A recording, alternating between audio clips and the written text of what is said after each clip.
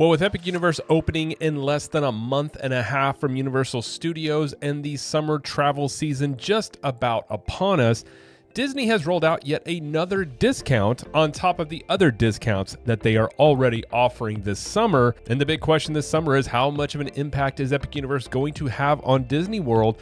And are these discounts they're running going to be enough to help bolster their attendance? So in this video today, we're going to go through what this new discount is, as it's kind of a dual purpose discount on many levels.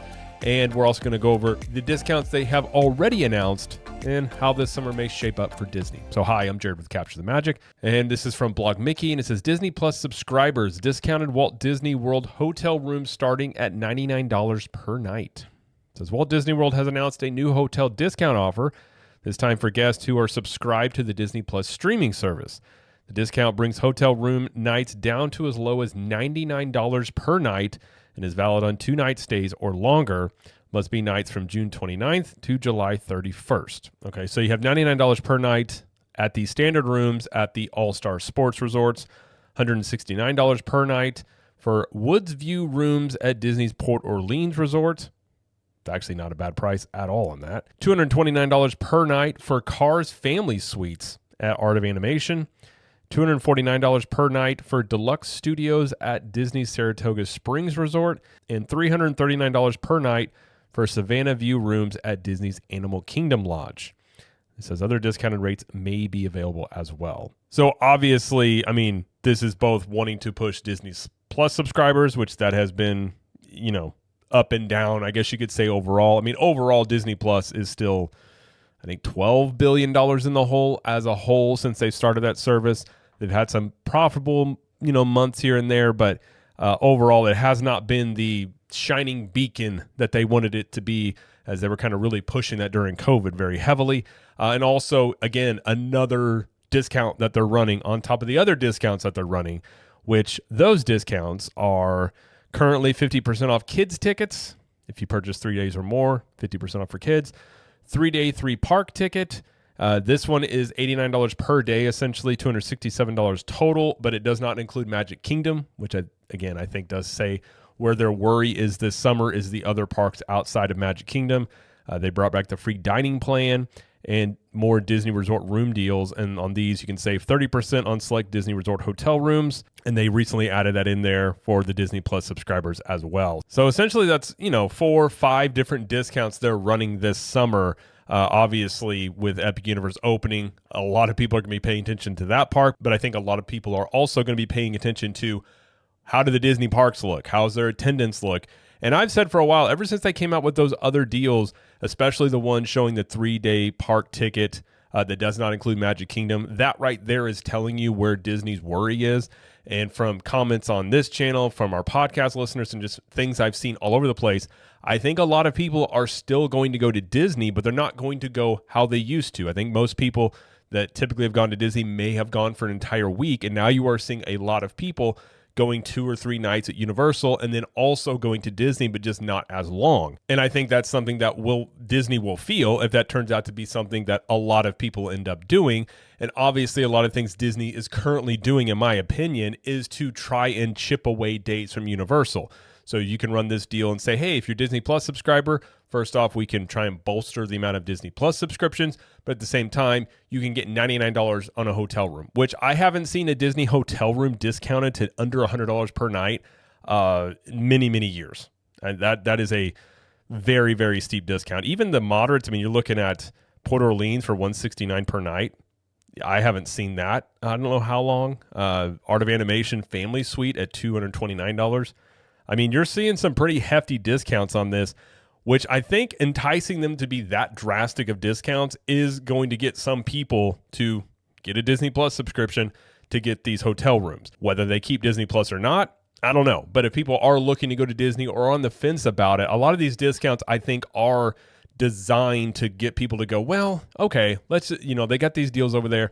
Let's throw on a Disney day or two and go over there and do that. And I think if you're looking at this, especially for a 2-night stay, a lot of these other deals, if you look at them, were for 3 days or longer. 3-park ticket, 3 days or longer, 50% off kids. Free dining is 4 days or more. And the hotel deals for the most part, I don't think they had a basis of you had to say a certain length other than the Disney Plus one. So what Disney could be looking at, which I think the deals they have going on are basically saying this, is they're seeing something in their bookings that they don't like. I think it could be leading up into the fourth quarter, perhaps. I think they probably, typically see a certain percentage of people booking trips at certain time periods, and they may not be hitting that mark like they usually do and are getting a little worried about it and throwing out more discounts. This one here targeted at 2 nights, I do think is interesting, again, because you have those other ones that are 3 days or more. This could be trying to get people that are, maybe they haven't bought or maybe they haven't, gone after those other discounts as much, but they're looking at 2 nights here. That's a hard price to beat, and especially given that Universal prices their hotels rather competitively, like lower price than Disney typically, but we have seen Universal's hotel prices go up, getting closer to Epic Universe opening, obviously because there's a lot more demand on those hotels, and Epic Universe opening in the big, presumably a very big travel year and season for Universal Studios.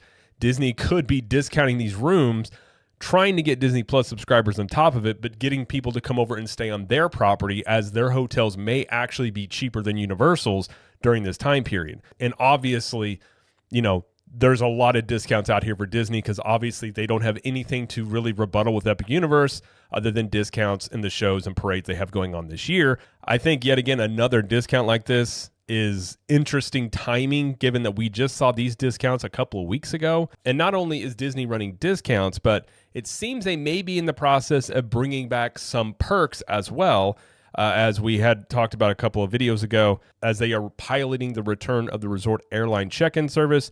This is the service where you basically could just drop off your luggage for your flight, and Disney would take care of it for you, and you would just basically pick it back up once you landed wherever, when you get home. This initially was only for Pop Century and for Southwest Airlines. This has been expanded to all of the value resorts. It's still only for Southwest Airlines, but I do think this is the beginning stages of Disney bringing this back as a service at all their resorts. And I think when you're looking at what cards they have to play this summer and really in the coming years, because again, Disney's not going to have anything done in terms of the new offerings, the new things they're building for for years now, for 3, maybe 4 years from now, before we start seeing the first things come online.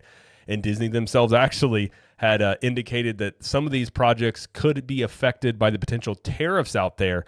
So the timeline on these things could be even longer if the tariffs end up being a situation that affects Disney's, construction progress, and they may try and wait out some of these tariffs. So this stuff could go on longer than even Disney anticipated, and that would be very interesting if Universal is not delayed and they continue to build out the things they build, and Disney decides to pull a wait-and-see mode and try and wait out some of these increased costs. Even if they have valid reasons to do it, how do the fan bases react to this? And obviously it's going to go into Universal just having a lot of momentum, improving even through COVID and through uncertain, economic issues going on internationally with tariffs and other things, that they are willing to move right ahead and continue to build the things that they are building, because I think Universal would look at that as another opportunity to capitalize on what they view, I think, as weakness from Disney. So really what Disney's left with at this point is discounts, perks, and whatever offerings they can kind of throw together rather quickly for the theme parks. Now, combined all together, is this going to be enough to make up the difference? I don't know. It's going to be very interesting to see this because, again, a lot of people are adding Universal trips onto their vacation that typically have not done that before. And having gone to Epic Universe, and I know I am biased, I've been looking forward to this theme park for a long time. It's a fantastic theme park. I absolutely love it. It lived up to the hype, had a great time. All I want to do is go back, which we are going to do. And everybody that I've talked to that has been to this park has said essentially the same thing. They had a great time, and it is a fantastic, wonderful theme park. If people start going and really enjoying Epic Universe and what Universal Studios has to offer, that doesn't bode well in the coming years also for Disney, given the word of mouth of being good for that. And a lot of people are going to want to go check out the new shiny object, which is a brand new theme park. And given Disney waited as long as they did to come out with their additions or the things they're bringing to the park, they announced it last year, they're really left in a situation where they probably are going to continue running discounts and looking at bringing perks back, which I think is a good thing. I think if Disney spends this time doing sorts of things like this, getting the maintenance, fixed, getting the parks back running how they used to, bringing back these perks, Many of them that were lost, maybe Magical Express could be one of them that comes back. But I think I think when you talk about cards Disney has left to play, it's basically discounts and perks. And they do have a lot of perks they could bring back in terms of, bring this one back, see how people react to it, and they don't have to do it all at the same time. But I think Disney is going to be in this mode of just trying to chip away days from people going to Universal Studios. And also, we saw them run the half off for the down payments for annual pass holders. And I think another one of their focuses is going to be trying to bolster their annual pass holder group of people, offering more Florida resident discounts and annual pass holder discounts on top of it. So there's a multitude of things I think Disney is going to try and do, one of which I don't think is really directly competing with what Universal Studios and Epic Universe is, but more or less going off their market share and just trying to offer discounts as a way to get people to, make it make sense to come stay on Disney property. That is a decent way to try and get people to come over and stay on property with you. But whichever way you want to shake it, I think undoubtedly Disney's worried. They wouldn't be running these discounts, these mini discounts, all these, this perk coming back, potentially other perks coming back, if they were just fully believed, like they've said before, the rising tide lifts all boats, and people coming in for Epic Universe is going to help their attendance. I think their actions are showing that they don't quite believe that, and perhaps a lot of people coming in, they could entice them to come over, but it's not just off the base offerings that Disney has. They're going to have to run discounts and really reach into their bag of things to try and get crowds to come in. And what do they really run toward the end of the year? And I think that will be telling, because the fourth quarter is the busiest time of year for Disney around Christmas. If they're running major discounts closer to the fourth quarter toward Christmas time, that's going to be a really good indication that their attendance has been hurting a bit, and they're really trying to bolster that up, especially in the fourth quarter. So I think that will be the time period that may tell us how this summer went or how these future bookings are looking to go. As, again, Universal and Epic Universe are looking to have a huge summer, a huge year this year. Their attendance is undoubtedly going to be boosted, by 30 to 40%, somewhere in that range. So I think undoubtedly this year and probably the coming years, Universal is going to continue to eat into market share, and Disney is going to have to try and find a mixture of things that they can offer people if they're looking to at least maintain their attendance or not lose too much of their attendance during this time period. And then in their ideal scenario, the things that they bring online, the new attractions and lands that they're building, go over well and are a huge success during what I would just say are these uncharted waters for Disney. Because again, they are not used to this much competition, this much aggressiveness from Universal Studios, and I think that it's only going to continue into this decade. I think Universal's already shown with them saying they're going to build the Universal Studios UK park. They've already hinted and basically said as much that they're going to be bringing more things into their existing parks. They have plans for Epic Universe and those expansion pads. So Disney's got the stuff they're building. Universal's got the stuff they built and are going to continue to build. And I know there's people, especially you see it on X and Twitter, that say Disney and Universal are not competitors, which I don't understand, because they're both in the theme park industry trying to get people to come to their theme parks. So inherently they are going to be competitors to each other. This is kind of like saying Walmart and Target aren't competitors because they have different products. It's true, but they're both in the same industry wanting more customers. So Disney and Universal are competing against each other. Let them work it out. It's between the two of them. Again, I will say this yet again. Epic Universe is not going to be a Disney killer. It's not going to crush Disney. It's not going to put Disney out of business, but very likely they are going to continue to eat into market share and continue to build on the momentum that they have built the last decade. And I think this summer and the coming years is going to be really fun to see how, what Universal continues to do. How does Disney react to it? And just see how this, this competition continues to evolve. And I'm all here for it. I've said before, if both of them feel the pressure, Disney now feels pressure from Universal. Universal is pushing because they want to continue to eat into market share. Ideal situation is we all just get great new things at theme parks that we can go check out and visit. I think that's a win-win, which is why I like competition. And I think because of competition, Disney is starting to bring back some of these perks. You're seeing some of these hotel discounts and these other discounts they're running. So competition is good for the consumer. I think undoubtedly in the theme park realm, that is also true here. In many ways now, if you look at Disney versus Universal, Universal has the new offering. They're going to be probably more expensive than Disney this summer on many levels with the hotels and some of the ticket pricing that they have for the Epic Universe. And Disney is going to end up probably trying to move themselves to be much more the budget option, save money and go to Disney and check out their things, which is very different than how Disney has been basically positioning themselves the past, at least since 2019, 2020, essentially upping the price on everything. Now Disney's sort of doing a U-turn on this and offering all these discounts. So obviously they're feeling some sort of heat from all this. They're not liking something they're seeing in the bookings, because you wouldn't be seeing the value resorts under $100. You wouldn't be seeing some of these hotel rooms in the mid $100, low $200 range for some of these hotel rooms that are typically double this price. So I do think that's pretty telling. But if you are looking to go this summer, you can save some money, and we'll be sure to let everybody know about it here on this channel.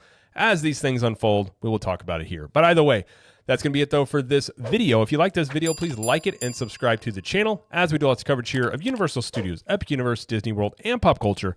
And let us know in the comments, what do you think about these discounts from Disney, and do you think it's going to be enough for them to compete with Epic Universe this summer? And until next time, we will see you in the parks.